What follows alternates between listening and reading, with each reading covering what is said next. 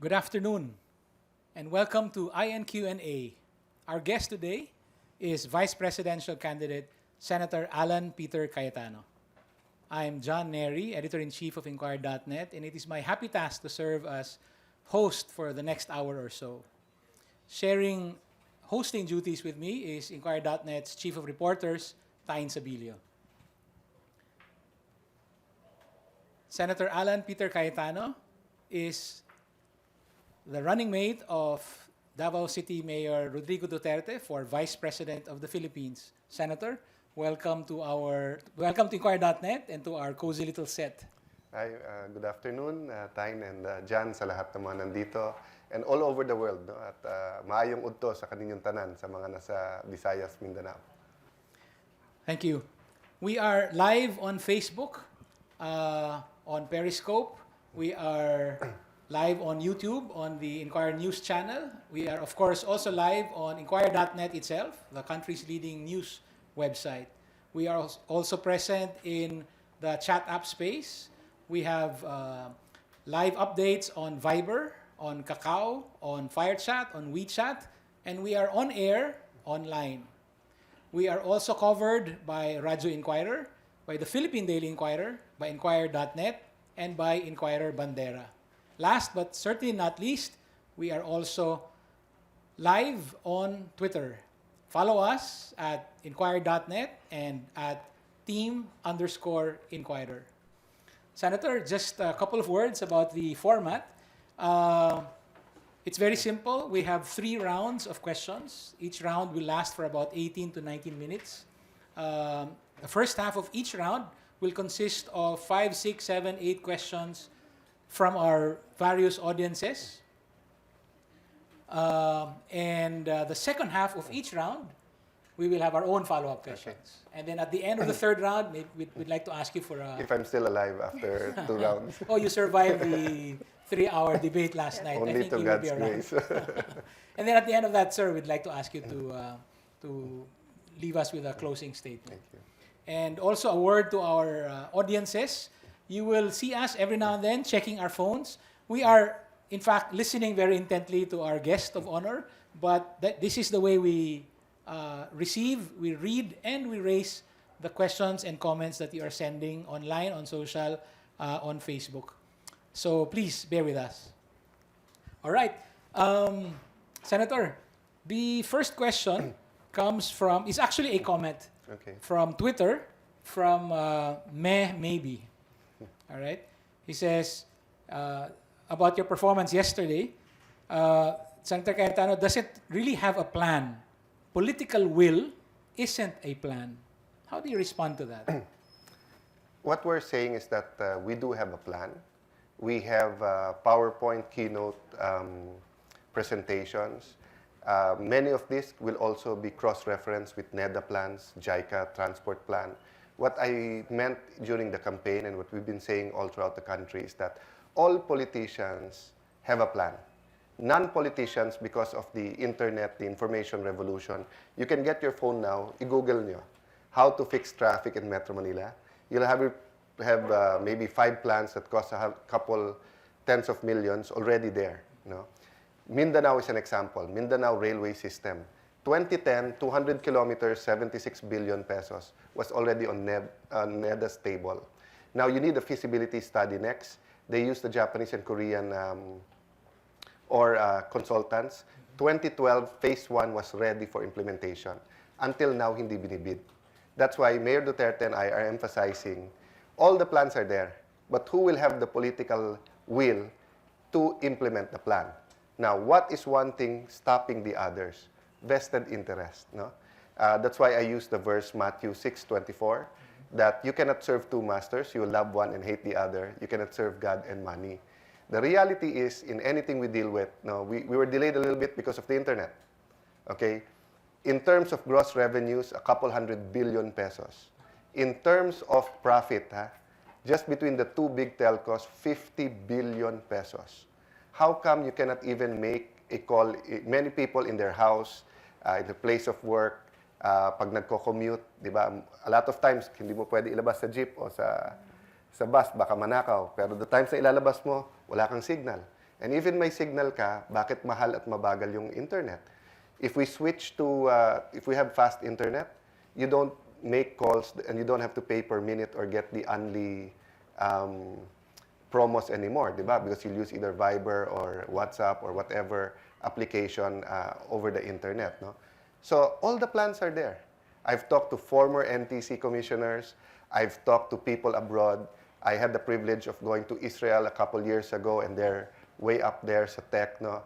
I went to Silicon Valley in my first term as congressman because we thought we were going to put one up in Taguig, no? I mean a IT zone. And long story short, political will. The telcos, just like the other big businessmen in our country, no, nag-aalaga ng politician yan. Ano ang hinihingi nila dati? Dati, equal level playing field lang. Then later on, pwede ba akin yung NTC commissioner? Then pwede ba akin yung bandwidth na ganito? So, if you look at South Korea and Singapore, for example, na napakabilis ng internet, what do they have in common? And these other countries? Yung regulatory system nila, intact. Eh tayo nagre-regulate sa kanila, sila din eh. No? So I'm not saying it's all their fault. If you look, the World Bank representative to the country said a couple years ago, 40 families run 75% of our gross domestic product. No? And these 40 families, baka nag-aaway minsan, let's say, sa railway, no? Sabi nung isang real estate giant, dito nyo ilagay yung terminal. Sabi nung isa, dito, nadidelay ng husto. This was Hong Kong. Nandito sa gitna yung terminal. Ang may-ari nung mall, yung MTR. No, hindi ko binaliktad, MTR talaga sa Hong Kong, MRT dito, di ba? If you look, let's say, the Elements Mall, no? Tignan mo dyan at ano, ang may-ari nung real estate play kasama nung railway. Now, if you want to bid it out, let's say if the Yalas win it, or SM, or the Villar Group, or whatever, it's a separate company. Di ba? Para hindi yung interest mo na dito sa mall mo, o dyan, or sa Cubao mapunta yan, or dyan sa whatever, or sa Novaliches, or whatever, no? So, that's one of the problems in the country. That's why we focused on saying it's political will, because in the end, I could have given the best performance of my life last night in terms of platforms, because among the people on the stage, ako pinakamatagal sa gobyerno eh. From councilor to senator, and I've gone through those facts and figures. But what I've realized in my 20 years in politics is that kung gusto mong gawin at walang haharang sa'yo, magagawa mo. But even if you know everything in your head, and then when I'm about to do it, halimbawa sabihin, oh, this is the infrastructure you need for faster internet. Then kailangan sa bandwidth, hanggang ganito lang karaming users, hindi nyo pwedeng i-over. And then suddenly may tatapik sa likod ko, op, Alan, ako pumondo ng kampanya mo. Oh, tapos pag tinigilan ko siya, op, Congress is stopping you, sila ang pumondo doon. Op, the court is stopping you. Dahil yung ako nga nag-appoint sa judge na yon, but kaya ako in-appoint dahil sinabi nung telco na yon or something. I'm not blaming everything on the telcos. I'm saying it's like that in almost any industry in the country. And that has to change. Senator, we will have time later to ask follow-up questions about regulatory capture, about yes. political will, even Yes. maybe the directions to Elements Mall in, Okay. in Hong Kong. But right now, Tyne has a question from Sure. social. Thank you, Senator, for joining us this afternoon, especially after a very exciting debate last night. So I have a question here from Ronnie Bongocan from Facebook. One of the most prominent platform or campaign promises that you have with Mayor Duterte is that you will solve criminality within 6 months upon being elected. So Ronnie is asking, how will you eradicate? How exactly will you do it in 6 months? Okay. First of all, I'm really happy that people are asking how and are excited. I mean the voters. But I'm really shocked why our opponents are just saying it can't be done. And why our opponents are not giving their own plan. To many Filipino families, especially mga pamilya ng OFWs, urgent concern ang peace and order. Why? Not everyone lives in a walled subdivision with security guards 24/7 and CCTVs and everything, no? I mean, the Ayala Alabangs, Forbes Parks, Dasmariñas villages are, 1% or less of our communities in the Philippines. So yung 50% of Metro Manilans, no, fear that ipapasukin sila ng drug-related, ng addict or ng magnanakaw or ng magre-rape sa bahay nila. 52% fear that if their daughter or wife is not yet at home at night, na baka maging biktima sila ng crime. So even if walang mangyari, just living in crime, that chaos, that mentality na may gulo, shouldn't that all show us that this is an urgent matter and all of us should have a plan? But of all the candidates, no, the Po, Escudero, the Lenny and Mar, and of course the Binay and Hunasan, wala silang anti-crime plan, wala silang anti-corruption plan. It's the generic motherhood statements that we will solve it. They don't have a time frame, they don't have a target. Okay, so let me go to the question, how will we do it? It's not like building a train or building a road that you need a year, 2 years, 3 years. No, because it starts with political will. Criminals, and this is from criminology schools all over the world, it's not the penalty, no? It's the certainty that you will be caught and you will be punished. No? So there's been a lot of experiments dun sa mga municipalities, cities na nag-jaywalk, tapos hinuli ka agad. Wala nang nag-jaywalk. You go to Subic or let's say Ayala Labang, people follow the law because huliin ka kaagad sa traffic laws. Di ba?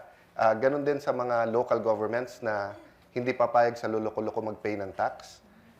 1 week lang, sa una pa lang, inaudit ka agad o sinabihan yung mga kumpanya, within 3 months, nagbabayad sila ng tama eh. So, first thing is the political will, no? Second thing is that the experience in how to do it. Because different drugs and wetting and, petty crimes happen differently. But, for example, if you talk to someone like Architect Palafox, one of our leading urban planners, extraordinary in the country, no? He'll give you statistics that X percent, I can't remember exactly now, but it's quite a big percent of crime goes away just by lighting a street, but just by having lighted areas. No? Now, if you look at the Davao experience, what mix did the mayor do? First, he put CCTVs everywhere. Second, he built up their 911 because it's not only a matter of catching the criminal, it's a matter of the police being visible, being there, and it's a matter also if you have emergencies, you feeling safe is not only safe from crime, pero yung aksidente ka may mangyari, di ba? May well-equipped rescue ka dyan. Why 911? That's what people knows eh. So Mayor Duterte could not even get the three numbers 911. He had to personally talk to the 2 telcos and threaten them. No, pabirong patotoo na, if you don't give it to me, I don't know if your towers will remain standing. So, some people question it, but a lot of towers around the country are put up by bribery. By these people saying, sige, we'll pay you this month. Kaya nga mas mahal din ang telcos. Telcos also have their problem with corruption until the barangay level. Okay, so how did the mayor actually do it? Got the policemen and told the policemen, guys, they won't believe we're serious unless you catch them. And if they fight back and they get away, they won't believe we can do it. So say, Mayor, what's your instructions? Catch them, but if they fight back, any threat to your life, shoot them. No? And by the way, I don't know if that was the rule 30 years ago, but in Europe and the US now, that is the rule. If the FBI or any anti-terrorism group, the local police tells a suspected terrorist or suspected criminal, because you don't know, di ba, kung, halimbawa ngayon, yung nangyari sa yung Abu Sayyaf, hindi mo alam yan eh, MLF ba yan? MLF, is it a rebel group or is it a terrorist group or a kidnap for ransom group, di ba? I mean, if you see one guy in the street, it might even be an innocent guy, no? So when you see the guy in the street, he said, put your hands up or fall to the ground, let me see your hands. You don't shoot them right away, di ba? But if they reach for their pockets or they try to do something else, you never know if they have a bomb or ganyan, you're allowed to use force already, no? So that's the difference between Mayor Duterte and the others. Let's go to Taguig quickly, no? In the last 9 months, we've caught the local police and God bless them, no, has caught the top 10 last 9 to 15 months, no, top 10 in the list of drugs. But what are the problems they're facing? One, may tatawag, taga NCRPO or taga Southern or taga Korte or taga ganito. Two, no, if walang media doon right away, etc., kung sino-sinong nakikiusap. Three, Threaten pa yung ibang mga pulis na ililipat sila, i-demote sila, etc. 4, pagdating sa fiscal's office, now it's much better, no? But way in the past, ang bilis makabail or whatever, so there had to be a liaison, no? Between the city hall, the judges, and the fiscals na there had to be some kind of usapan lalaki, usapan babae na everyone pledged pag droga, walang ayusan to. And these are the problems that everyone's dealing with. And this is a problem of leadership. Meaning, pag sinabi ng mayor, tinawag lahat ng general, alam ko sinong marumi sa inyo, mag-ano na kayo, mag-resign na kayo. No? But there are systematic changes, there are systems change that have to be done. That's why we're promising double in pay of the police. Right now, police make 14,800 a month, no? And they don't get their pay in the first 3 months kung bago sila. That's the government service. Ang cost of living in Metro Manila is 30 to 35,000. So every month, kulang ang police ng 15,000, saan niya kukunin yun? So ang daling sabihin, huwag kang korap, pero gutom ang pamilya mo, hindi makapag-aral anak mo, no? So, question, yung iba ang platform nila, no increase. We will not get rid of corruption unless we increase the pay and make them make enough to feed their family. Okay. Yung iba naman, itaas lahat. Hindi kayang itaas lahat. 1.7 million government workers. Pag sinabay-sabay mo itaas lahat, politically, lahat natutuwa sa'yo. But there's no cascading, there's no domino effect in change. That's why kami, law enforcers munang unahin namin. No? NBI, police, fiscal, maybe later the judges, and then the military, because part of the military, their intelligence will be used against drugs, which President Arroyo declared as a national security threat. No? Remember, a lot of the products that are either brought in, smuggled, or sometimes buong laboratories will smuggle in. No? So there is a plan. No? And in fact, we're putting it into as much as possible kasi part of the plan, ayaw mo naman malaman ng criminals. So, but I'll give you an example then. The proper use of intelligence funds. There are billions in intelligence funds and everyone is quiet about it. We're all guilty about it in the national government. But it goes to pockets or to kung ano nung gastos. In Davao City, the mayor uses it. May mga mangbabalot dyan, may tricycle drive, etc. Pag may bagong mukha, bagong tao, sinusundan ng CCTV. So may strategy lahat yan of how you get it done. In Taguig, I think it's my wife's 6th year. She only used the intelligence funds once. The 5 years, she just fed up of excuses or it won't be used for that. So there has to be a way that the president, can meet the highly urbanized city mayors. And kasi most of the drugs are also in the highly urbanized areas. Nandun ang pera. So there's a strategic way. It's like dominoes, no? Once you hit one and you're lined up right away, it falls. And not only that, you can hit a bigger one to fall, no? So, but the most important domino, the first step, is the political will that they know you're serious. And everyone understands, whether it's criminal o hindi, that when Mayor Duterte says, shoot to kill, mangyayari. So, kaya dalawang grupo sa Pilipinas. Yung one group who firmly believes na magagawa mo, pero ang tanong, Mayor, will you do it within the bounds of the law? The other group naman ng, Mayor, magagawa mo ba? Kung kaya mo man, kailangan mag-martial law ka. That's the Enrile line. I believe in our Constitution. I believe in human rights. No? And I believe there's a way to do it that will satisfy the Constitution. But again, let me end where I started. No? Where is the Binay Hunasan plan? Where is the Po Escudero plan? Where is the Mar Leni plan? No? Because we have Davao and we have Taguig. We have our public record. And we are physically explaining and saying in words, no? 6 months and this is what we will do. No? So halimbawa, yung pagtaas ng sweldo ng police, are the other teams also going to do that? We'll get to that, Sure. Senator. The next question comes from Twitter again. It's a comment, actually. Okay. I'd like you to react to this. A 3 to 6 month guarantee is not a plan or a program. Yes. We never said it was a plan or a program. What we said is that, But is it realistic?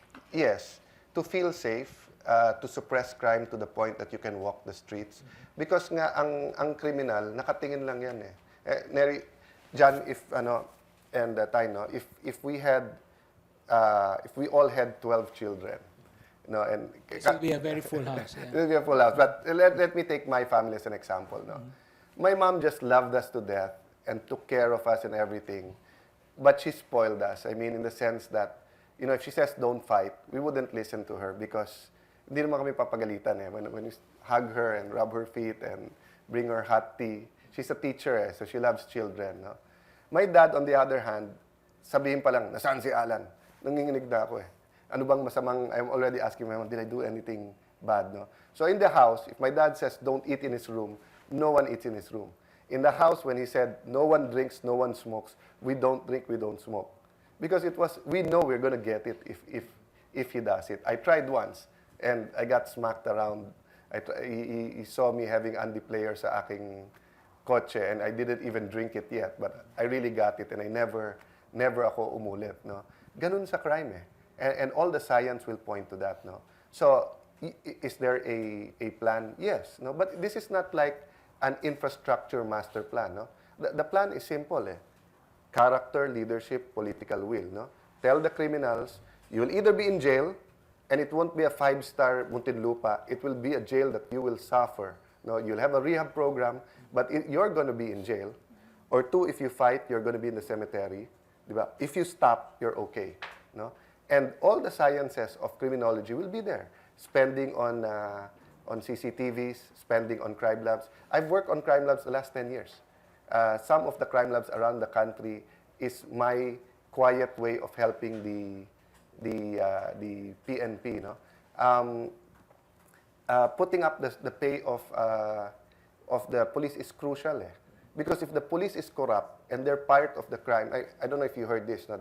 There's a convention now all over the world, and nagyayabang ang mga Amerikano na, you know, in the US, because we have 911, within 10 minutes of any crime, the police is there. Sabi ng Hapon, because of our Koban system, we have tourist police everywhere. It's easy to communicate, and internet is fast and everything. So within 3 minutes, we're there. So sabi ng PNP, talo kayo sa Pilipinas. Kami, habang nandun yung crime, nandun na kami. So sabi ng audience, how can you be there where the crime? Sa amin din yung mga kriminal eh. So, you know, the reality is, in syndicated crimes, no, sa sindikato, may isa o dalawang pulis na kasama eh. And 90, 95, 98% of the police force hates this. But wala silang magawa eh. Because from bottom to top, may racket. Ganon din sa politiko. From councilor to president, we are a racket society. Di ba? Na we're hypocritical about being paid well, di ba? But ginagawan mo ng paraan. So what we're saying is that the Duterte Cayetano team has the political will to actually tell tell criminals in the Philippines, crime does not pay. Right now, crime does pay. Corruption does pay. Smuggling. We have all the equipment there. You don't need a plan. You just have to tell the guys in the custom, every single one of you that doesn't stop, alis kayo. Di kayo alis, we'll put you in jail. You know? So, you go to any barangay captain. We went to Pasay, you know. They know who the drug pushers are. So why do you need a plan to get the drug pushers? Kilala naman eh. There's no political will. Again, we will have a chance to ask. Yes. So I hope I just gave him a semblance of what we're going to do. Okay, but the next question comes from time. This is another question from Ronnie Bongocan as well.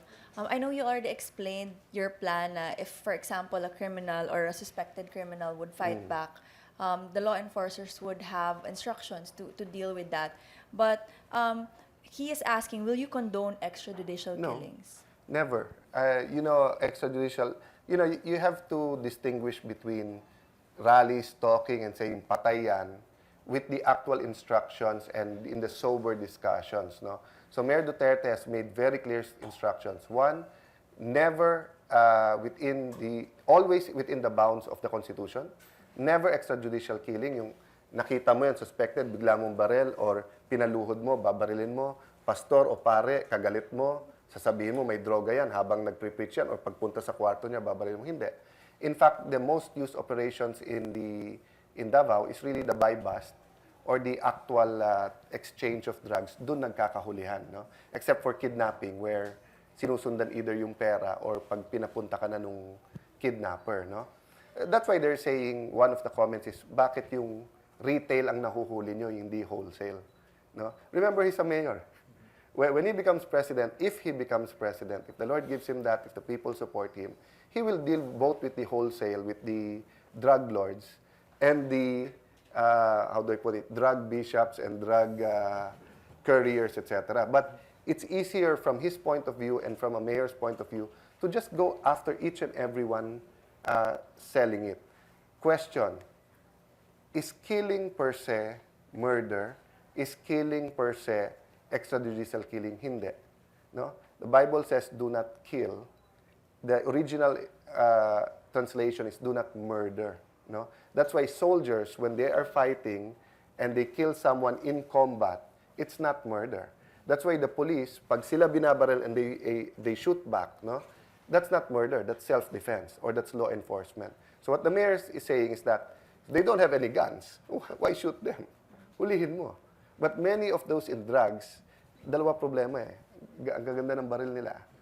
Number two, user din eh. So when you're a user, and especially pag medyo addict na, no? And you're into drugs, feeling mo invincible ka eh.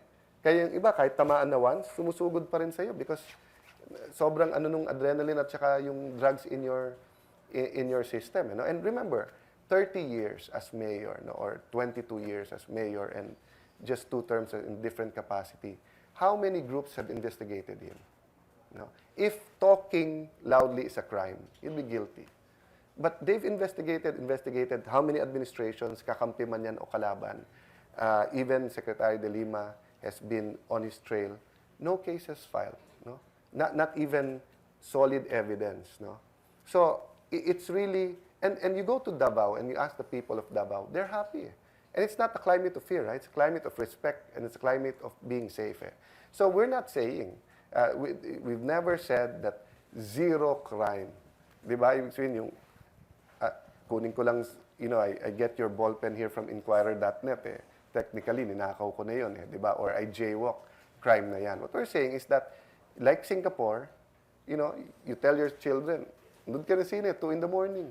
Punta ka ng McDo na 24 hours, 3 in the morning. You feel safe.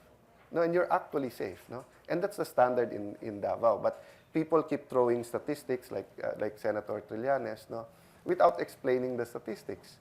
Davao is 3 times bigger than the whole Metro Manila. No? Ganong kalaki ang ano. And in those and then yung nasa Facebook, that's a 5 years of crime. No? And then, number 3, hindi pinapakita doon kung yung mga patay ay mga patay dahil sila yung kriminal. No? But you watch the news, whatever channel, the first 15 to 20 minutes are all crime. So the reality is, while Mayor Duterte is only the one who uses bloody patay, no? And some of the other people are conservative groups, conservative provinces are parang ganyan. The reality is, anyone you elect, maraming patay. Ang question lang whether yung inosente na pinatay, yung kapitbahay mo na ni-rape, yung police ang patay, or criminal ang patay. But we're not going to be, no president will succeed kung wild, wild west tayo. Yung peace and order, that only includes na walang kriminal. It's also the sense that there's a rule of law. Di ba? Kahit napatay lahat ng kriminal, kung feeling mo wala kang rights, edi, balik tayo sa martial law. And our Constitution doesn't allow that.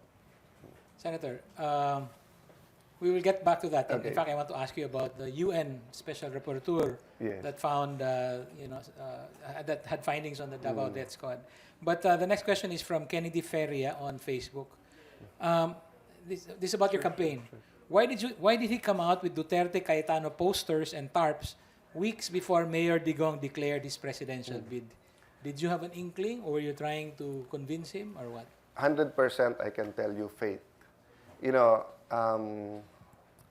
there are several groups asking me to be their vice president. Then later on, they shifted to asking me to be their Senate president or be in the Senate and then be their speaker. And kung ano nung offer, no, cabinet. And you know, I was always saying, where can I be most effective? And when I decided that I'll run for vice president and really try to redefine the role of vice president, you know, I went to Davao and declared that I'm running. And that evening, I talked to Mayor Duterte. He told me he's not running. And I told him, Mayor, if you run, I'll support you.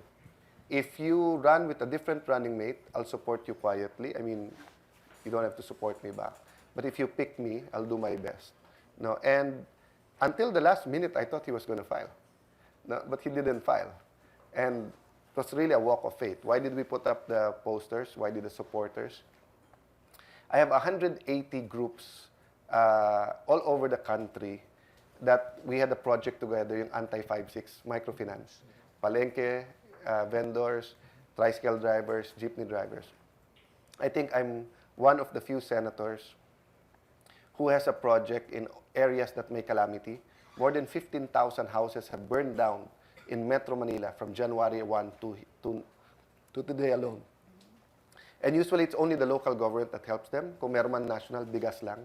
No rehab program, no livelihood program.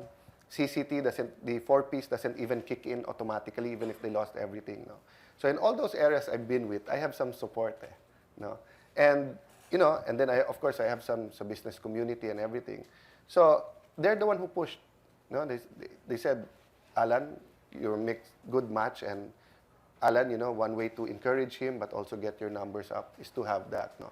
So that was the story there. That's why, in fact, when he did announce that he was going to run, many of us were in the same party of Attorney Fred Lim, and we couldn't even believe that he already did it because he had 2 interviews in the same night. In the first interview, he didn't say it. In the second interview, we were all already eating and tired we just had a flight from Iloilo going to Cavite. But, so it's there. This is a related question from Hani Princess Vanessa from Facebook. Can you campaign without using the name of Digong or without using Davao? Oh, yes. I mean, I've been a councilor, vice mayor, 3 terms congressman, and then also my second term as the Senate. I have my own public record.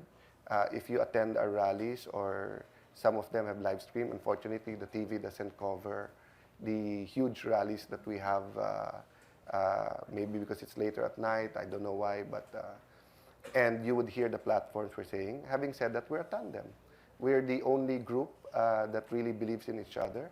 The other tandems, you saw in the debate last night, some were timid. I didn't hear Cheese talk much about Grace. I didn't hear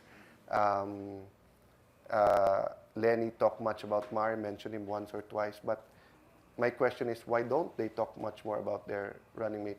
In a different format of the debate, all of us vice presidential roles would sound as if we can solve the problems of the Philippines. But we're not running for president. We're running for vice president. Diba? And that's why even the Duterte group has asked me, and we have agreed, diba, that we will talk about the tandem.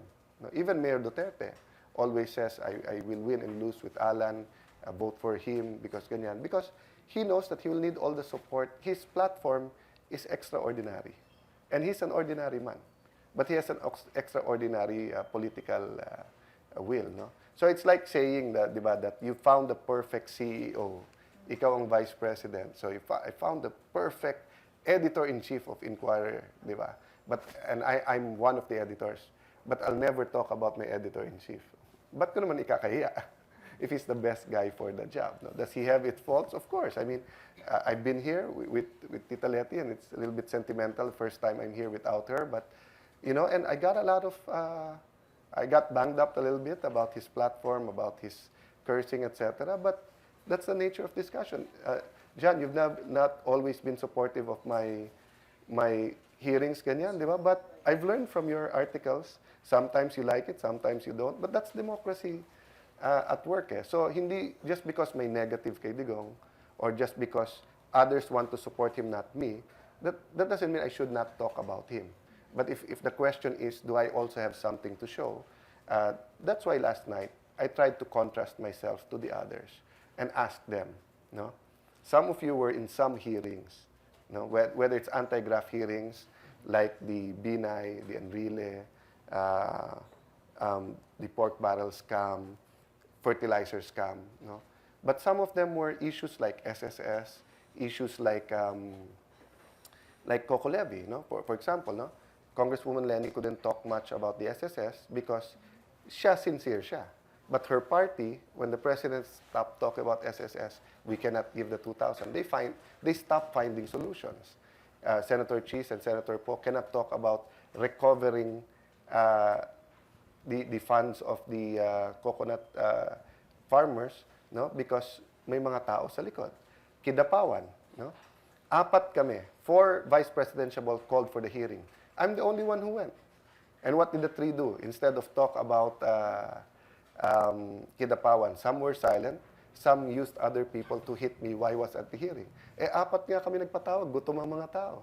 No? What did the Liberal Party do? They called a meeting and they told all the members, stop talking about it. No?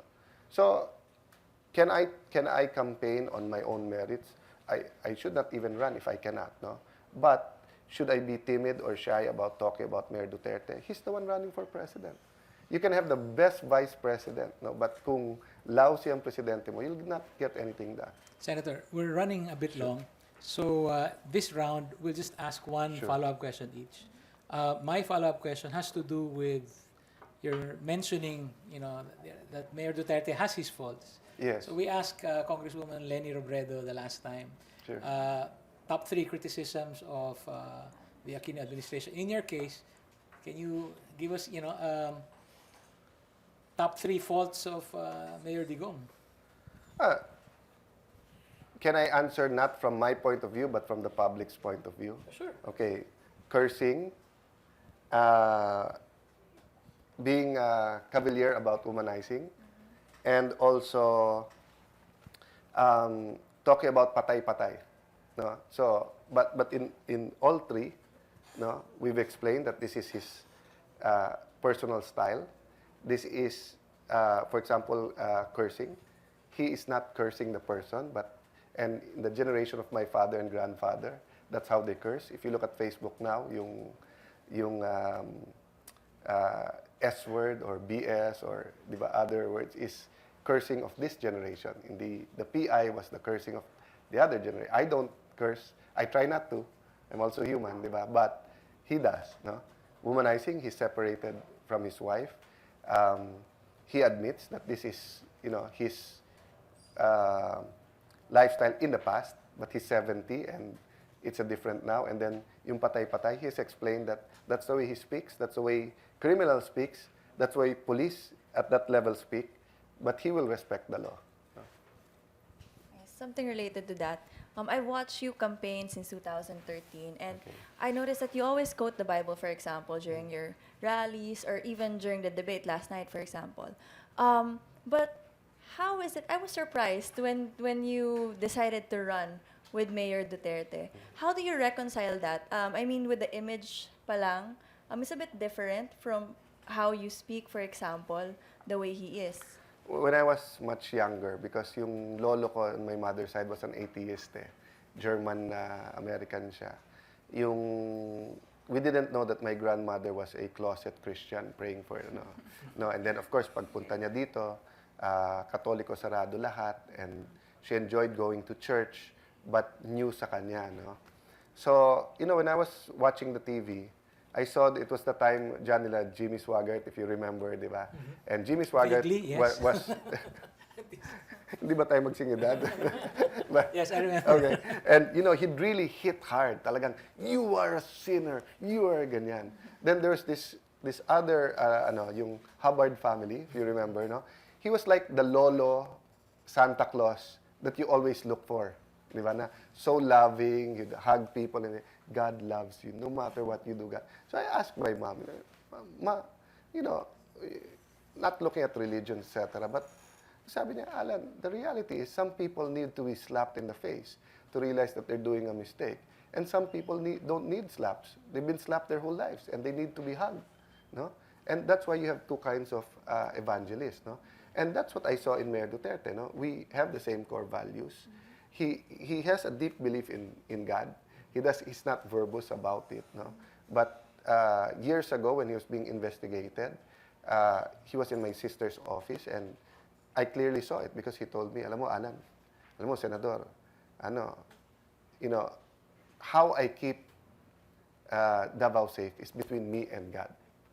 Now, what is between me and Davao City and my constituents is that I'm true to them, that I did keep them safe. Why did he have to say between me and God? No? So, there's a lot of stories behind. I don't want to haba. So, I'm comfortable because I know in his art, di ba, he knows why we're in here on earth, what we're supposed to do. So, may ganyan, no? Um, put it this way, di ba? Pwede naman magsama sa isang simbahan ng Opus Dei at saka Jesuit. Eh.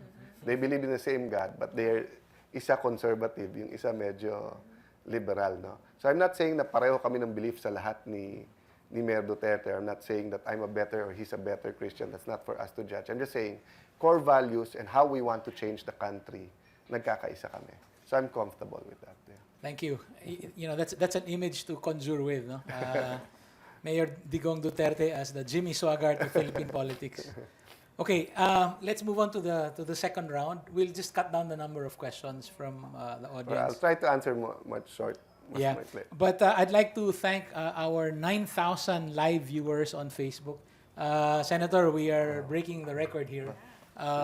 Thank you, everyone. At this point in time, there are 9,000, but over time there will be tens of thousands. But right now we're looking at 9,000 on Facebook, individual viewers, and also 2,500 viewers online. And if we had better internet connectivity nationwide, mas marami pa yan. That's the usual complaint by everyone. All right, okay. We do in fact have a question about the internet, but my question has to do with Mayor Duterte and Gloria Macapagal-Arroyo. Okay. Sabi niya, nilabanan niya si Arroyo, and that's a fact. Pero bakit payag siya na palayain ito ni Duterte kung ito ay manalo? Nasaan na yung ipinaglaban niya? This is from Baby Bonnie through Facebook. Babaliwalain na lang ba niya ito? Hindi po. Hindi ako umaatras sa kahit anong prinsipyo. Hindi ko po kinakain ang prinsipyo ko, and when it's corruption, it's corruption. Again, why am I comfortable? In the two instances that Mayor Duterte mentioned, no, it was Bong Revilla, and then it was GMA. He was asked questions directly.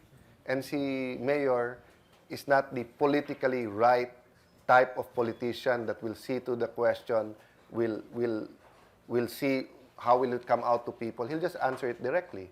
And tinanong siya kay Bong Revilla, if the evidence is weak, should he be out on bail? And what does the Constitution say? Remove the word Bong Revilla.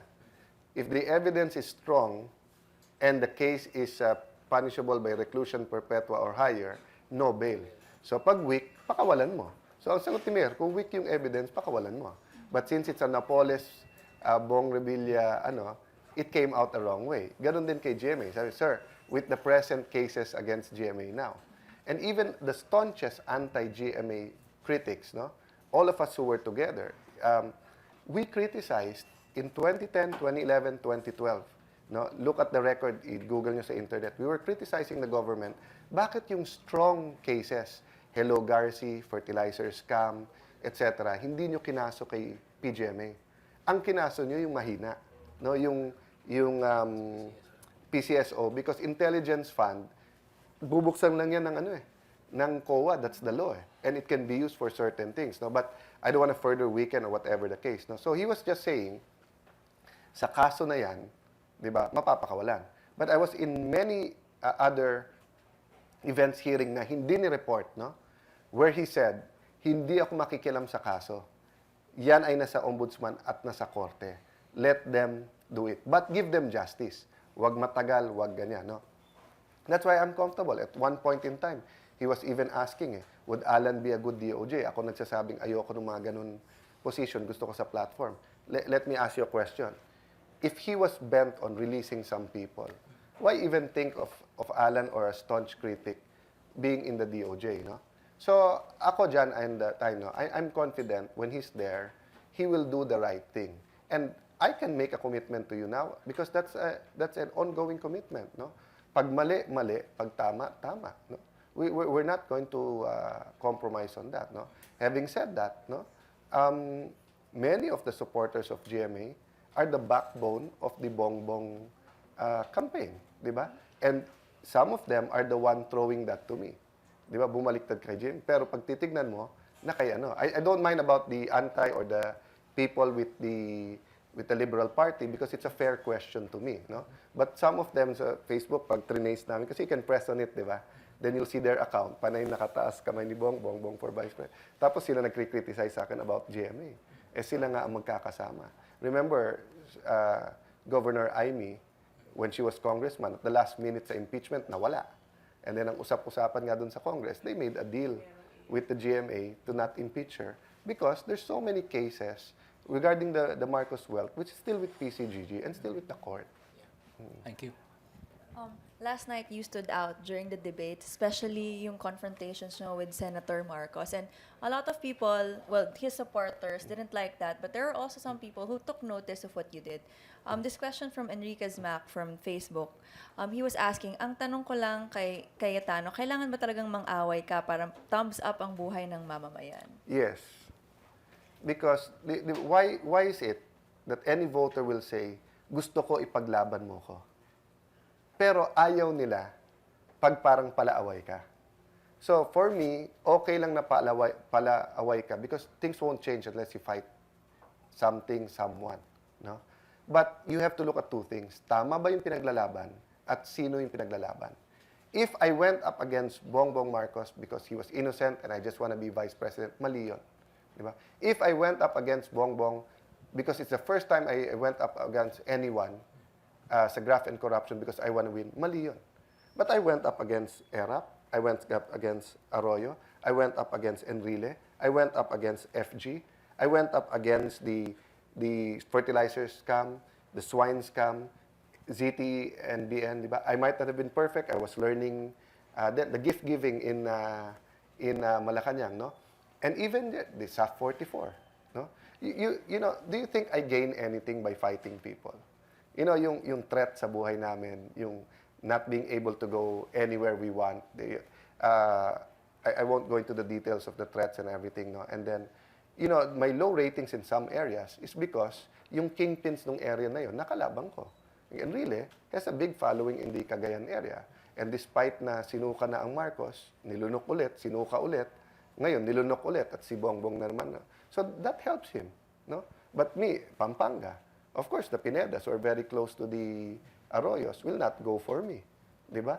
O, nagulat lang ako. I thought they'll go for Bongbong, but they went for Marlene. You know? But those are the things I give up for fighting for people. Now, if you'd rather na magpa-cute na lang ako doon and also tell some good or sad stories, I can do that. But I cannot change the country that way. No? That's why I haven't changed styles. Because my second goal is getting elected. My first goal is always to change the country. So if I get elected, but it's a different Alan, an Alan who won't fight for you, an Alan who won't tell telcos, shape up, if not, you're going to lose your licenses, or we're going to get the bigger ones from all around the world to come in. If I can tell the DOTC guys, you know, by maraming hulid up sa Pilipinas, ha? Hindi lang sa police, kahit sa Senate. Pwede ka mag-ingay ng konti, paareglo ka, you get part of the contract, tahimik ka na. I could have done that all my life and it would have benefited me. But aside from not being able to live by myself, because, you know, as a Christian, you have to choose who you'll serve. I won't get the job done. That's why nga I was attracted to Mayor Duterte. Kasi hindi beholden. Yeah, as I said, no, diamond in the rough eh. But some people focus on the rough rather than the diamond. And I understand, di ba? Kasi iba ang thinking din ng Tagalog sa Bisaya. Iba din dito sa Metro Manila sa, you know, for people who halimbawa, are here in the Metro, parang, do you have to be that rough? But, you know, if you were in Davao 30 years ago, na linggo-linggo, may alsamasa, companies couldn't put up shop, police and military were being killed left and right. Kung anti-communist ka, bibigyan ka ng baril, no questions asked. Yung komunista naman would sometimes kill people, no questions asked. It's a different perspective. Senator, finally, the question you were looking for. This one is from Edwin Rojas from Facebook. May mas mabilis pa ba na paraan para ma-resolba ang kabagalan ng internet sa bansa natin? Go, Senator Alan. Alam ko na lahat ng laban mo ay makakaya mo. Nakasuporta ako sa inyo ni Mayor Duterte. Yes. Not to put everything on the telcos. For example, no, pag nagtatayo kasi sila ng towers, no, nung cell sites, grabe ang corruption yan from the barangay going up. No? But that shouldn't also be an excuse. So what happens from the bottom to the top, panay corruption. Pati sa pag-distribute na, we used to bid out when we started with, diba, the 2G and then 3G, we used to bid it out. Then we took it out. Then ngayon, halos NTC na lang mag-aalat dyan, di ba? And then, pag nag-alat, remember when the Smart bought Sun? Under the franchise, dapat may congressional approval. Pati yun, wag na daw. So, just by having someone sincere at the presidency, then yung NTC, talagang, kasi to be fair naman sa NTC, kahit halimbawa nilagay ng telco yung taga-NTC, pero alam niya na ang bossing niya hindi yung presidente, kundi siya. Di ba? Kasi I don't judge people Kahit sabihin mo, halimbawa, nilagay ng Smart or ng Globe, yung kanilang CEO. Pero sinabi ng presidente, ngayon, tao ang boss mo, ako boss mo, hindi sila. And then he backs it up. Pero kung halimbawa, i-penalize niya. Sa atin, walang penalty. Look at the Bangladesh, 81 million. Sa US, nangyayari yan. Pero grabe ang penalty ng bangko, $1 billion, $300 million, etc.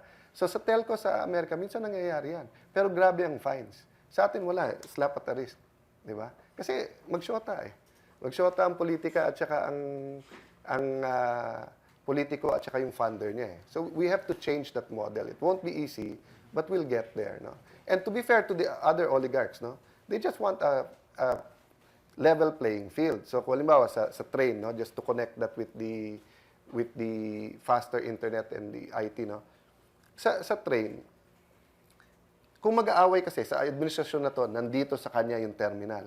Dito. Pero kung sasabihin ng gobyerno, guys, we'll connect you both, but yung babaksakan, gobyerno may area. Dito kikita. Papayag naman yung mga yan But no one, really standing up and to say na, I won't take your money, guys, because I'm going to do this to you afterwards. And I'm a witness. I've seen, I've heard a lot of people trying to give Mayor Duterte so much money and said, I don't want to meet with them. Sir, there are a couple of people asking on Twitter and on Facebook on the crime rate in Taguig. They said you always talk about Davao. How about Taguig? What's it like living in Taguig? Well, I don't think we'll be one of the fastest growing central business districts. In Maharlika Village, we are very proud of our Muslim village. A long time ago, patid ka sa taxi, hindi ka dadalhin doon. Now the roads are wide, there are parks right in front of mosque. It's a beautiful place. Arca South, the Ayala Group invested in FTI. They bought land for 36,000 pesos, 36.5. They sold out at 220,000 per square, 3 years to pay. I think people will pay that much. But what we're saying is that despite NCR, PO, and Southern Police being in Taguig, there are still problems, like drugs. Everyone na hulihin namin, may pumapalit ka agad. So if you look, we don't have legal or illegal gambling in Taguig, or kung meron man yung mga, because that was one of my wife's advocacy. Pati sa Bungan, wala kami yung nag-a-apply ng bingo, yung lotto, no new ones. So we're not judging, but we'd rather you do it somewhere else, And pag nanghuhuli siya the first time, first week ng wife ko, dahil kala siguro babae, bata, galing sa probinsya, she grew up in Bicol and Bulacan, they had like 15 video carreras. Hindi nila na-expect, my wife came over right before sunugin, nakabuhos na yung gasolina. She opened it, walang laman. Sobrang pahiya ng chief of police. They had to go around at nahuli. My brother was barangay captain. When he started pinpointing places, may dumating na colonel. I don't blame him for being corrupt. I blame him for being a little kulang-kulang dito. Sipin mo ang sinabi sa administrator, pakisabi kay kapitan, kay colonel yung mga na yan. It's a lower rank police, kay colonel yung mga video carrera. Sabi ko nga, nung kwento ng brother ko, sabi ko, yung corruption, normal yun Hindi man lang nag-research yung colonel, na kapatid ng mayor yung, brother-in-law ng mayor yung kapitan, and yung mayor was anti-wetting. So, sometimes it's a blessing having NCRPO and Southern Police there. But sometimes with all their generals, and by the way, that's one of the plans of the mayor, in-analyze nila yan. Sa baba ng sweldo, sa ramen ng general, sa region, etc., daming kalokohan But to be fair naman sa police, general ka, you'll be making 30,000, 40,000. Di ba? May pamilya ka. It's our value system has been turned upside down. You have to fix it. Quick example lang dyan. You walk kung saan ang mga bahay ng general, whether military police. Pag makita mo ang liit ng bahay, sinabing general, sasabihin ba ng mga bata o teenager, yan ay mabait o yan ang matinong general? Hindi, sasabihin, Ang hina naman nun. So on one side, you have all Filipinos galit na galit sa corruption, kaya kami nahirapan, all of these problems from corruption. But the otherwise, our value system is, let's join the police, maging congressman tayo para kumita. Let's join this para we can do that, di ba? That's why nga, simplicity, like what the campaign of Congresswoman Lenny, also picks up people, no? Because nga of the greed in public service. But again, I go back to political will. How do we change all of this? Senator, let me try to connect the first two rounds with the following follow-up question. You talked about regulatory capture. So you also talked earlier about the racket society. You talk about huli up even in the Senate. You paint a very bleak portrait of Philippine society. And yet you yourself are a product That's right. of that same system of government. How did you spent 20 years in government service? How did you stay clean? How will people believe you when you yourself came through that system? The first part is easy to answer. How did I stay clean? Prayer, simply by God's grace talaga. 2, always finding a way to do the right thing. The second part, di ba, how would people believe me? Look at my track record, no? We were the favorite of President Erap. Kami yung bright boys noong time na yon. We got any project or what we want, but I joined the impeachment because what the evidence I saw, and it was just wrong. No? It sent a bad example. GMA, my dad and the family was one of the closest. Si FG is my ninong sa kasal. But when they couldn't answer Hello Garci, when the fertilizer scam came in, when I saw them paying off through projects or whatever, yung mga kasama namin sa Congress, I couldn't take it. And really was my dad's mentor. I could have kept quiet, but yung kalokohan na nangyayari, whether Cagayan in the Congress, I couldn't take it. SAF 44, I could have just been, as I said, I could have attended. I just said, eto tama, eto mali. I didn't have to go all out. But people in Visayas and Mindanao, and Visayas and Luzon, did not know the other part of the MILF. No? The other part of the rebellion coming in there. Everyone's thinking it's just bandits, Abu Sayyaf, and the idealistic Moro rebels. That meron naman talaga. But they didn't see the people in the middle, no? Those who made gun running, smuggling, kidnapping a business, no? And manufacturing guns and arms there, no? So that's my guarantee. Am I perfect? No. Am I a product of the system? Yes. That's why nga pag sinasabi nila na, halimbawa, cocoa farmers, who failed them? I said us. Part din ako ng Senado eh. So pag nag-fail ang Senado, part din ako sa nag-fail, no? Except that, Jan, what I can say is that I keep trying. So I'm not saying loko lahat yan and ako okay. Ang sinasabi ko, lahat tayo nagiging loko sa sistemang ito. But ang sinasabi ko lang, kung titignan mo kami sa mga vice presidential, di ba? Yung isa hawak sa liig, it shows, no? Syntaxes, danding at lusyutan ang sinunod, hindi yung 100 million for the people, no? Sa Coco Levy Fund, ganun din ang sinunod, no? Yung si Congresswoman Lenny, very sincere, very trustworthy. But look, for example, her plan sa telcos, sa connectivity, sa internet, sabi niya, government should lay the infrastructure. That would cost at least 100 billion, but maybe about 200 billion. So that's why I was inviting, kanina sa show sa ABS, I was saying, I'll accompany Congresswoman Lenny sa PGH or sa Vicente Soto. Gabi pa lang pumipila na ang tao from all over. Have the best doctors in those 2 hospitals, have the best equipment, no? But hindi pa rin kaya. You have PhilHealth. 100 billion ang binayaran ng PhilHealth more or less for 2015. So if you spend 150 billion for infrastructure and then ang kikita lang naman Globe at Smart, why not get them to invest and pay for it? And it's isang, I could lay out a strategic plan because Singapore actually has a book, how they went into a high-tech, how they became a smart city, and Beijing and IBM, they have a smart city concept. So the how-to or the manual is there, Jan, no? But the political will to tell them, guys, you're making a lot of money. Let's work together in getting this, di ba? Huwag mo nang kunin yung 100 billion na pwede kong gamitin sa ospital or sa education ng mga bata. Okay, we just hit the 1 hour mark, Okay. and there are still a lot of questions. This one is actually from Nestor Corrales, our reporters covering the Duterte Cayetano campaign, and I'll add to it later. Do you think it worked in your favor, the go after Bongbong Marcos strategy? And how would you assess your performance and the performance of the other candidates? I mean, there were a lot of questions, and there were yes and no. There was also the yes and or no portion where some of the candidates hesitated with their answers. Yeah, napansin ko nang later, nangongopya sila eh. Kasi ako, I already know my stand. So talagang inaano ko. But alimbawa dun sa LGBT community, nakita ko nung tinanong, ako nagtaas kagad. Yung iba nakatingin muna eh. No? And the problem is yes or no lang. So hindi namin nako-communicate. Like for example, ako, if you ask that question, I'll go to that. But to answer you directly, did it work?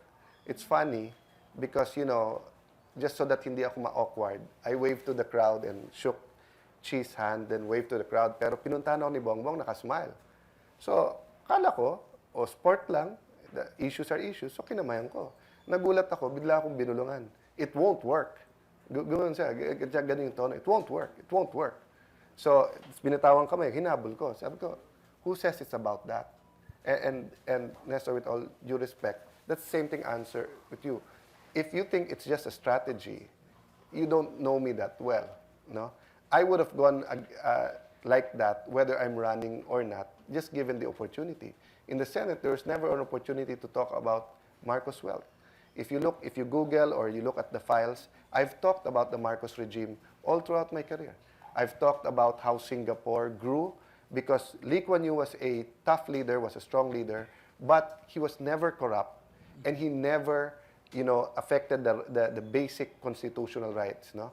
So let me stop there, no? But how do I assess? But you could have also gone after Cheese. You could have gone after Lenny. But you spent more time. Yes. Well, because the issue was corruption, no? And human rights, and then after that, human rights, no? But for example, kay Senator Cheese, no? If they allowed me to speak, to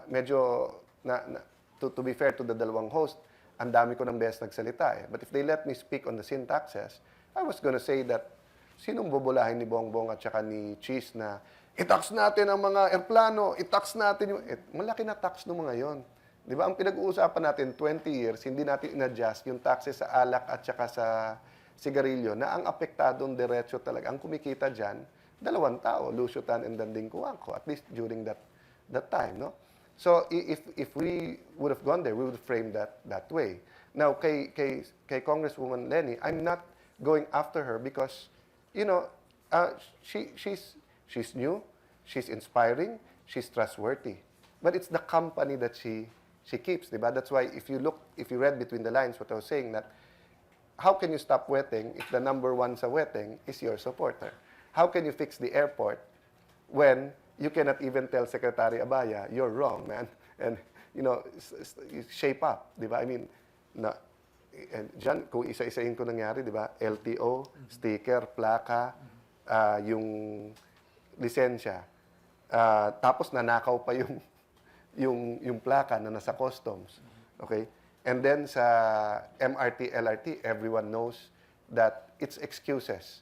Ang tagal-tagal ng MRT, hindi nasisira yan, hindi na over, but during their administration. Sa airport, remember before na sira yung aircon? Tapos magha-holidays pa, kaya grabe. Tapos sobra yung traffic ngayon. APEC was the best chance to use Clark. They didn't do it. And then ngayon, nung nag-brown out, inexcusable, ano sabi nila? It's not enough reason to fire Abaya. No? So, it's not a direct So you're issue. saying that if you had more time, or if the questions were more pointed, you would have... If it was on those issues, you would have diba? I would have pointed. I yeah. actually did, but not to that. And she didn't debate back. Diba? If she said, if she answered about Abaya, etc., I don't know if she agrees with me. I was also pained with that. Kasi yun naman ang challenge niya. Diba? How does she get elected and gets to do what she wants? But in the meantime, these people electing her are the people who are the problem of the country. No? That's right. Okay. Senator, I hope you don't mind if we run over time. Sure. Maybe we can have 10 more minutes. I'm okay if everyone's okay. Right now, we have 12,700 live viewers and then 3,000 online. So thank you to everyone and keep your questions coming. Senator, I have a question here from the Queen on Twitter. Senator Cayetano, what are your, I guess she's an education student. As an education student, I'd like to know, what are your plans for us, the future teachers? Try to go to this very quickly. If it's okay, I'll speak a little bit fast. The Constitution guarantees both access and quality. And the World Bank has a study that the single most important factor in education is the teacher. Okay? So every time we make educational reforms, nahuhuli yung teacher. Why? Because at the time that I was chairman of the Committee on Education, there was 550,000 public school teachers. Now there's 750,000. And there are more humble private schools now. No? When you say private schools, kasi to many, they think of San Agustin, La Salle, Ateneo, Xavier, di ba? But there are many, many more private schools na mas maliliit, with good names, but mas maliliit. Their teachers now are paid less than public school teachers. So every time na itaas mo yung sweldo ng public school teacher, umaangal din sila because yung private school, because they cannot keep up by keep putting up tuition, and then lumilipat naman sa public school yung estudyante nila. And then the public school naman umaangal, bakit dumadami ang kanilang estudyante? That's why the voucher or GATSPE nationwide works, but mababa na ngayon. And we have a counterpart in Taguig. We put students in a private school, give the private school 10,000, then the student 5,000. No? Okay. So first point, teachers have to be given primary consideration. Training, their pay, they have to make a living that will pay for their family. If not, they will go to different jobs. A lot of good English teachers have joined call centers. No? They might not have gone abroad, di ba? BPOs, they might not have gone abroad, but and you know, teachers, it's not only a profession, it's really a calling. Eh. These people love to teach, but they have to take care of their family. Okay, so in the city of Taguig, we have a 50 to 80,000 peso scholarship for teachers for masteral. As long as they do their thesis on how to improve Taguig's education, Taguig City pays for their ano, no? We're working on a couple more programs. One of the programs is scholarship sa anak nila, although we give it to everyone naman. No? So we have 10,000. So this is how we fix the Taguig's education. No? We used to be number 13 in Metro Manila in terms of the National Achievement Test. In the third year, we were in the middle, and in the last 2 years, we're number 1. First, we took care of people not leaving the school, not dropping out. How did we do that? Give free uniforms, 2 pang ibaba or palda or pantalon, 3 pantaas, bags, shoes, health kit, you name it, whatever they need, notebooks, kasama lahat yon. Why? Because education is free, but ang dami lang binabayaran. Test paper, notebook, etc. This builds up. This builds up to many middle class, upper class people. You won't see that, but graduation, toga, gastos lahat yan. No? So lahat yan ngayon, sagot ng City of Taguig. Even the togas, even the JS prom. No, some would say, kailangan ba ng JS prom? But, you know, it's first time to wear barong, first time to have this, ano. Why should the private school people enjoy something like that? And you could never, I mean, in business, you have a lot of cocktails. So, anyway, the city provides all of that. And then we got the computer-assisted learning from Singapore. It's a different school, so you'll have 2 diplomas in Taguig. You'll be assessed in the first year high school of what kind of computer learning you have. Until the 4th year, you'll be guided. Parang K-12 na kami, actually, sa computers. No? And then when you graduate, you have a 10,000 peso voucher just to enroll, whether TESDA, SUCs, or private school. If it's a priority school, you get 50,000 pesos, like UP. So we used to have 5-10 students in UP. Now we have 400 students in UP. Ano yun? 50,000, no questions asked. Actually, we have 401. But yung isa pamangkin ko, so she doesn't get the 50,000. We have a lot of teachers programs, no, from their health. So aside from the teachers pala, the students, they get free eye and ear checkup. We found out, Jan, and I didn't know this before, no, but when I became chairman of Committee on Education, 8 to 12% pala ng bata may diferensya. No? Whatever it is, from the very minuscule of nearsighted or the very curable or not repairable or meron kang intervention na pwedeng gawin to the more permanent na may problema na kailangan mo na ng special education, no? But ganun pala kabigat. So, for example, no, there were grade 5, grade 6 students na talagang ang tingin ng the first year we did the eye program and the ear program. Sabi ng teachers, sir, napapaya kami na ma'am na sabi, bakit? Kala namin mahina yung bata. Yung pala hindi niya kita yung blackboard. Kasi when you're a child, di ba, akala mo lahat ganun ang eyesight. Di ba? Hindi man katulad ngayon na parang wala mo Ganun din yung naman rason ako. ko nung nag-aaral ako. Well, ako, rason ko yun, but but sa totoo lang, I should have been more diligent. No? So, to answer directly, we have to put the teacher front and center, but we also have to understand na sabay-sabay yung demands. But let me leave you with this thought. Have you ever seen any Filipino parent telling you, anak, wag ka muna mag-aral, pag mayaman na tayo, saka ka mag-aral. Di ba baliktad? It's usually, kuya, ate, ikaw muna mag-aral para yung mga kapatid mo, pagka-graduate mo. Why is it in Philippine education, baliktad? We don't put the money until yumayaman tayo. So baliktad, more money on education, then yayaman tayo. That's why I have a problem with K-12 from the start. My personal thought is to improve the quality before adding 2 years. No? But now it's there na. And let me tell this to the public. It's not being talked about because there are a lot of hardcore supporters of K-12 and a lot of hardcore unsupporters or those who are critical. No, why I use the word unsupporters or critical because they're not against the program itself. Dalawang grupo eh.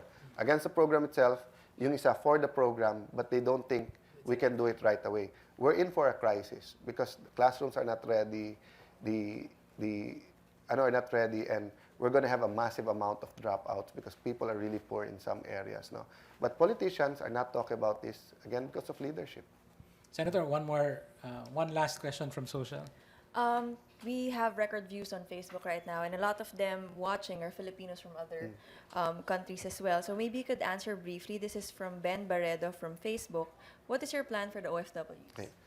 OFW welfare and taking care of you while you're there is always important. But what's more important is creating jobs here so that you can come home. And we're the Duterte Cayetano tandem is the only one with the program of federalism. If you would have me back or if you'd allow me, I'll send you a flash drive. But the political federalism, no? Federalism, in the US, Brazil, Malaysia, no, will come in 2 to 3 years kasi constitutional change pa yan.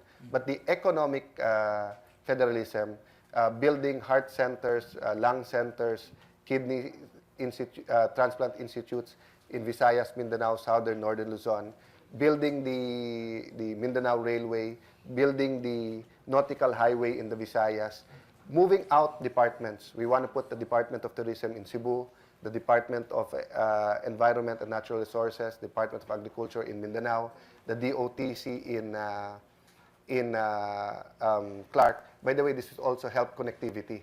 Kasi pag nandyan, lahat ng sekretary nagmumura sa telcos na hindi kami makonect nandito. Sometimes you have to force the issue di ba? It's like a child na hindi marunong mag-commute. So ako, iniwan ako ng dad ko sa UPLB para matuto ako na talagang walang kotse, walang I really learned a lot when I was there, no? So And you drank Andy Player.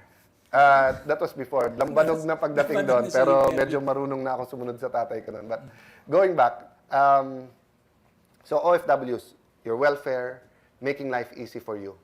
Number 2, providing the jobs here. And I think we're the only group that's working on a plan, on a 10, 15-year plan of all of you who want to come home, may uwian kayo. Why are we the only group talking about that? Because the reality is, you are the heroes. Through your money, your remittances, our economy is doing well. There are about 3-4 reasons lang why our economy is doing well, and always the OFW money. So many politicians and economists are afraid that if you all come home, our economy might sink. But baliktad, if we build it, that you can come back. Of course, if you want to be an expat at dream nyo yan, choice nyo yan. Sure. Pero yung kailangan mo iwanan yung pamilya mo because you cannot get a job with equivalent pay or benefits here, hindi yun. But what I meant by welfare now, just to add, no, alam mo right now, pagka undesirable, drug lord, yung scammers, magnanakaw, they come in and out of our immigration eh. Pero pag OFW, lahat na ng pahirap nandyan eh. I mean, why do you have to get a permit every time you're leaving if you're an OFW? Can't we have some kind of secure ID or pwede sa cellphone na that every time you pass the immigration, iganon mo lang, di ba? Tapos pasok ka na. You know, there's so many hassles that we're doing to OFWs. But what's very touching, Jan and Taino, is several OFWs came to Davao Christmas time, and I spent a lot of time there during November, December, January. No? Nasabi nila, Mayor, kami na bahala sa sarili namin at trabaho. Just make sure our children are safe in the Philippines. So I think I'll also go back to providing peace and order for you here. That's why it's urgent for us. That's why yesterday I said, you know, I don't know what will happen in 6 months, but we'll die trying. No? We will really go against these drug lords and syndicates. Senator, we only have a few minutes left. If you can favor us with short answers. I have 3 quick questions from the debate yesterday. Number 1, when you were asked whether you had plans to run for president after you become vice president, you put an or. Yeah. And I thought that reinforced your perception that sometimes you are a very good rationalizer. Yes. You can defend either side Yes. of an issue. No. But why is it like that when you originally Wanted were planning to run for That's president? right. But, you know, the Duterte campaign changed me a lot. I really see that change can happen right away. Siguro if I run for president now and became, I think I'll be a good president, but I don't think I'll be able to give that kind of change, that kind of passion, that kind of, yung parang naka-blinder si Mayor Duterte na parang, eto ang pagbabagong gusto ko, eto gusto ko sa kriminal, sa corruption. I used to think the way she thinks, it's a process. But now, stop. So that's why I put or, because I don't plan to run for president now. I'm not even thinking of 2022, but I'm only 45. So what if I run when I'm 65 years old? Baka ipakita ng CNN, wala kang plano. Yeah. Okay. Second question, again with the yes or no answers. You saw Bongbong mistakenly answer yes to the question, have you ever committed corrupt activity? And then, realizing mistake, change it. Did you see that happen? I saw it sa Facebook na, but for the critics of Bongbong who said that there's no single ounce of honesty or decency in his bones, you're wrong, because his right hand wanted to amen na yes, they were into corruption, nag-yes eh. Kaya lang the rest of his body and his mind, binaliktad ka agad. I mean, to be fair to everyone, everyone knows that limpak-limpak ang cases ng corruption. He knows that there's a COA report against him for putting money in the Napoles. So why didn't he just say yes, then ask to explain? Mm-hmm. And then last from the debate, I wonder if you saw Vice President Binay booing Senator didn't, but I Trillanes. saw it I saw it in the Facebook again. No? But, if they let me speak on that, I was going to say nga, sa telcos, halimbawa, no? I was going to say, there's a favorite candidate here by one telco.